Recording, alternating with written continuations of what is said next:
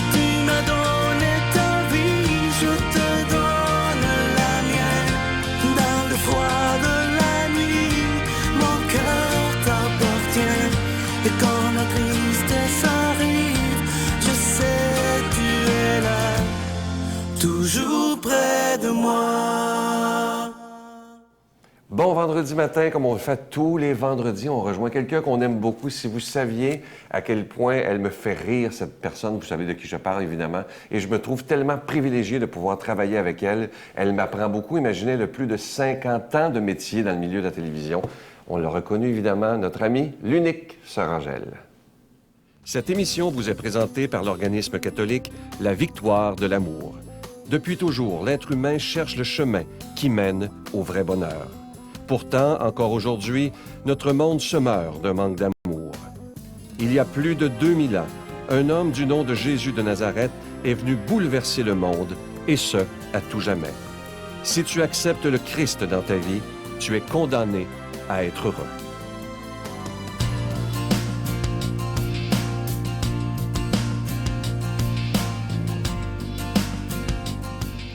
Eh bien, nous voici. Nous sommes rendus déjà le 5e dimanche du carême. Ah, et il y en a beaucoup qui m'ont posé la question, mais Sœur Angèle, quand vous parlez des carèmes, c'est quoi? C'est une préparation à la mort et à la résurrection de Jésus-Christ. C'est comme ça. C'est une préparation. Quand c'est le temps de l'Avent, on se prépare à la naissance de Jésus. Quand on arrive à Pâques, c'est deux fêtes les plus naissance de Jésus, que c'est Noël. Mais quand on arrive à Pâques, on se prépare à la résurrection de Christ. C'est la façon et la raison d'être, la raison de notre foi aussi.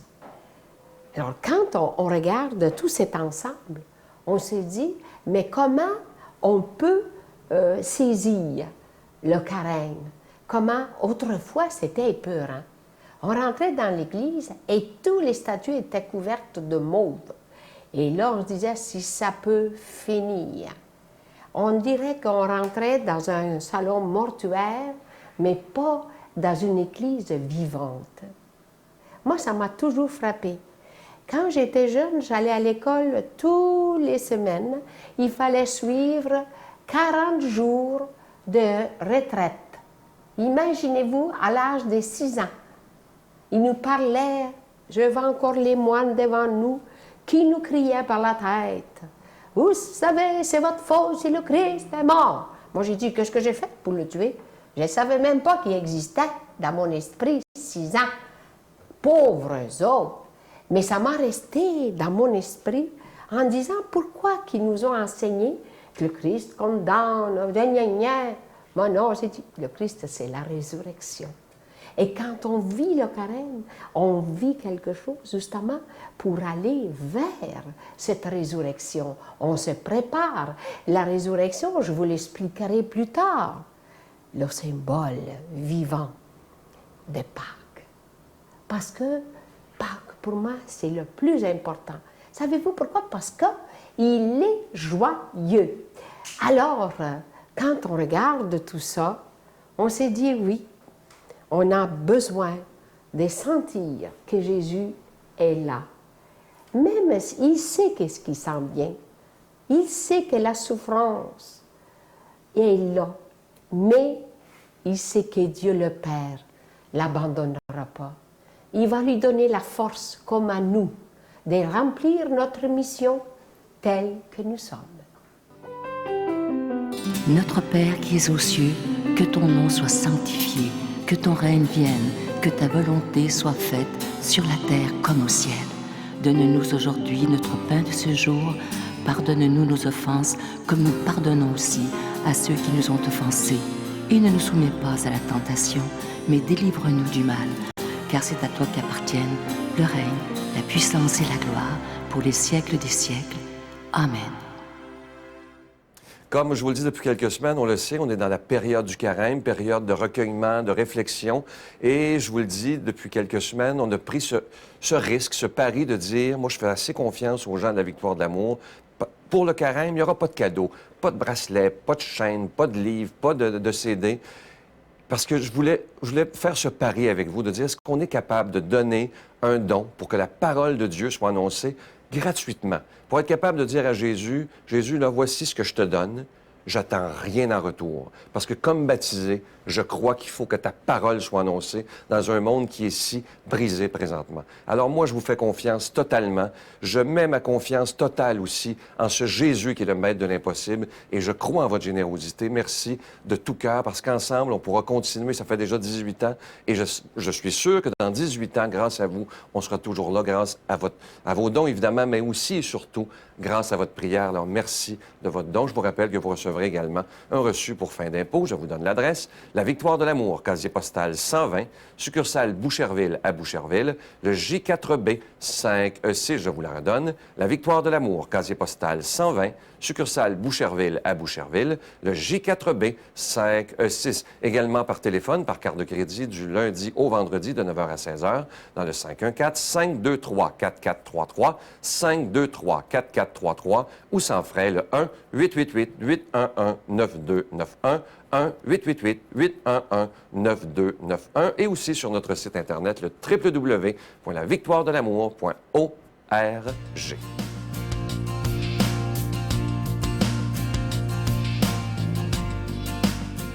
Aujourd'hui, pour la parole de Dieu, on rejoint quelqu'un qui est lui aussi avec nous depuis déjà plusieurs, à peu près depuis les débuts de la Victoire de l'amour, notre ami l'abbé Jean Desclos.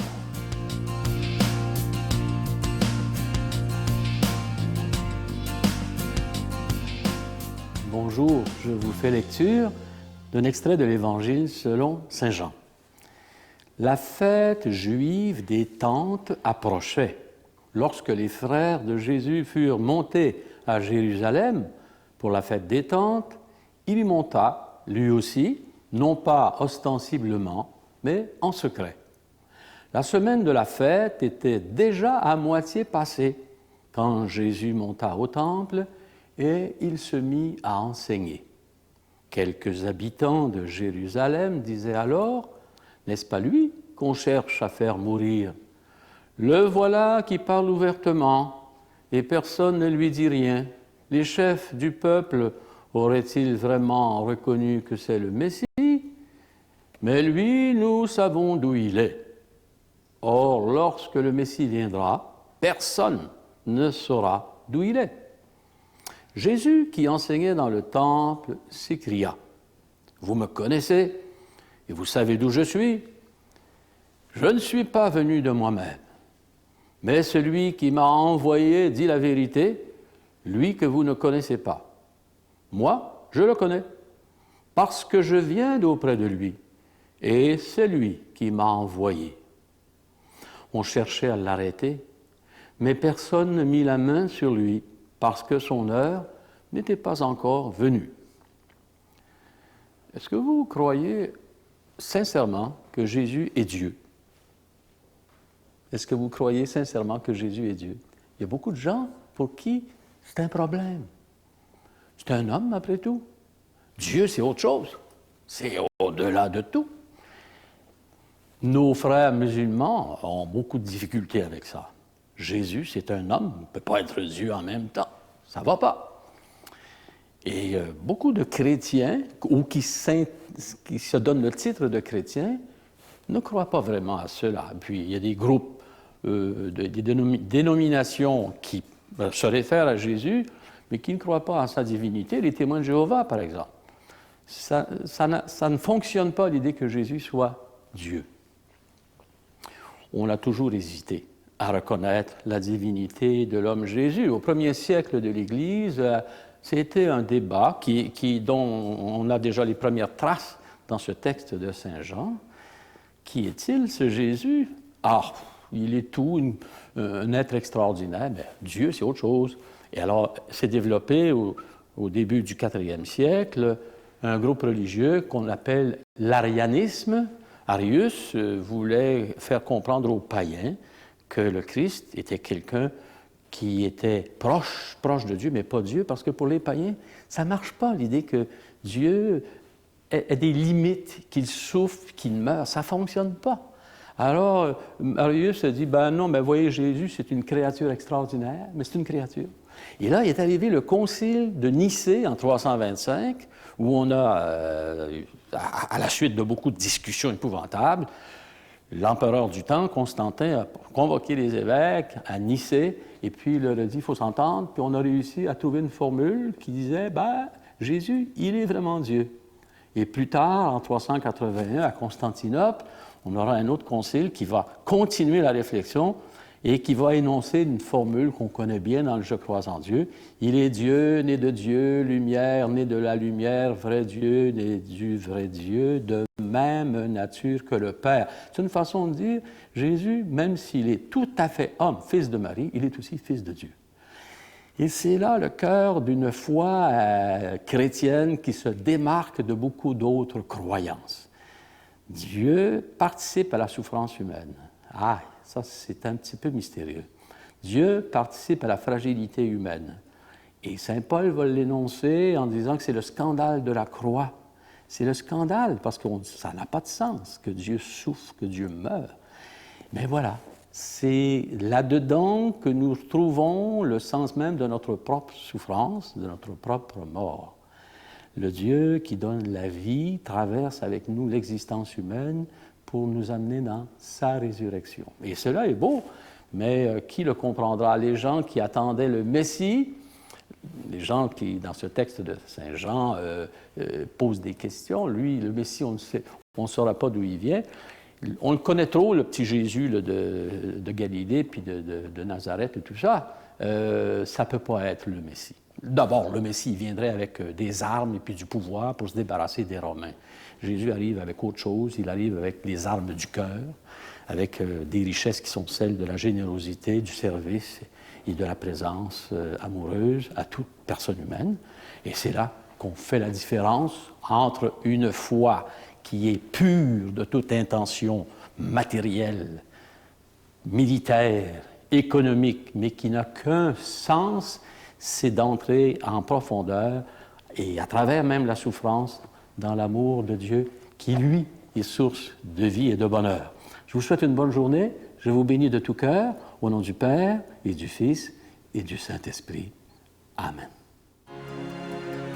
Je vous salue Marie, pleine de grâce. Le Seigneur est avec vous. Vous êtes bénie entre toutes les femmes, et Jésus, le fruit de vos entrailles, est béni. Sainte Marie, Mère de Dieu, priez pour nous pauvres pécheurs, maintenant et à l'heure de notre mort. Amen.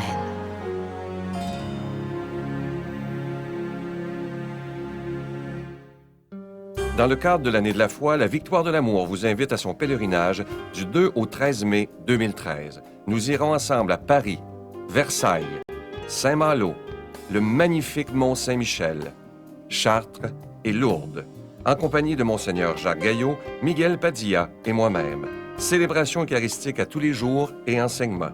Réservez rapidement avec Voyage Intermission dans le 514-288-6077, 288-6077 ou sans frais le 1-800-465-3255, 1-800-465-3255. Venez vivre des moments inoubliables en compagnie de celui qu'on appelle Monseigneur des Autres, Monseigneur Jacques Gaillot de Paris. Je vais vous laisser avec une très, très belle pensée qui suit bien celle d'hier, d'ailleurs, où on parlait des vrais amis. Ça dit ceci. Tout le monde peut entendre ce que tu dis. L'ami écoute ce que tu dis, mais le meilleur ami comprend ce que tu ne dis pas. Je vous souhaite de trouver autour de vous des gens avec qui vous pouvez juste être bien quand ça ne va pas et que la personne va comprendre. Dire, mon ami n'a rien à dire, mais je comprends tellement ce qu'elle vit. Alors, je vous souhaite de trouver autour de vous un ami aussi cher à votre cœur. Je vous souhaite une belle journée et j'ai déjà hâte de vous retrouver demain matin. Bye bye. Trouve-toi des amis. Occupe ton temps aussi. Essaie de sortir, parce que souvent, quand on fait des dépressions, on veut rester couché, on veut dormir, on reste tout seul. Donc, reste pas tout seul. Va voir un ami, parle de ta difficulté, sors ta colère, sors ta peine, parle-en à quelqu'un. Première chose. La Victoire de l'amour remercie de tout cœur les Résidences Soleil de leur accueil si chaleureux.